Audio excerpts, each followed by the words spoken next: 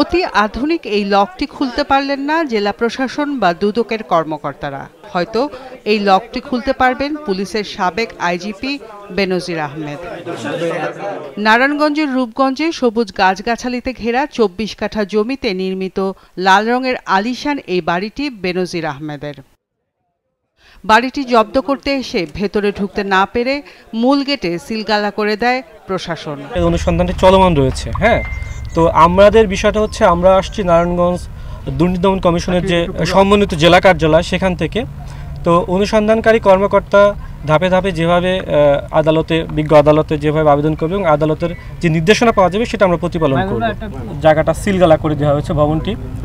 আমরা এর পরবর্তীতে এসে এটা যে কমিটি একটা গঠন করা হয়েছে জেলা প্রশাসক স্যারের নির্দেশক্রমে, সেই কমিটির সিদ্ধান্ত মোতাবেক আমরা পরবর্তীতে এখানে ব্যবস্থা করব। এলাকাবাসী বলছে বাড়ির পাহারায় সাধারণত ২টি কুকুর থাকতে দেখা যায়, যাদের প্রতিদিনে খাওয়ার জন্য লাগে ৫ কেজি মাংস। মাঝে মধ্যেই গভীর রাতে সেখানে যেতেন পুলিশের সাবেক আইজিপি বেনজির আহমেদ। রহস্যজনক এই বাড়ির ভেতর কি হতো তা জানেন না এলাকাবাসী। মনে করেন যে আমরা ডরে মরে বাড়ির আশেপাশে আইতাম না, চাপতাম না। কুত্তারা এই যে সময়তে বাজারে বাগবার যাইতো, বাজার টাজার করতো। এই বার সময় তো 12 লাখ কথা কাটাকাটি হইলেও কইতো যে 5 কেজি গরুর মাংস কুত্তারে খাওয়াই। আর অনেক সময় দেখা গেছে মহিলা লইয়া নামতো।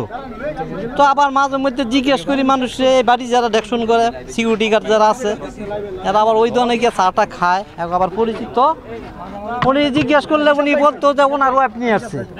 আবার 2টা মেয়ে যে নিয়ে এলো জিগাইলাম, বললো যে না এই 2টা মেয়ে। আইজি সাহেব আসতো, ওনার স্ত্রী সন্তানরা আসতো, তারপরে আর প্রশাসনের লোকজন আসতে ওরাও আসছে। দুদকের আবেদনে গত 12ই জুন আদালত 3য় দফায় বেনজিরের সম্পদ জব্দের যে তালিকা তৈরি করে সেই তালিকায় এ বাড়িটি রয়েছে।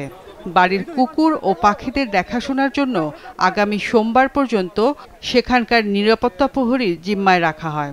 আপাত দৃষ্টিতে আমরা 2 তলা একটি ভবন পেয়েছি। কিছু পেট অ্যানিমেল আছে, যেমন কুকুর এবং পাখি দেখা গেছে।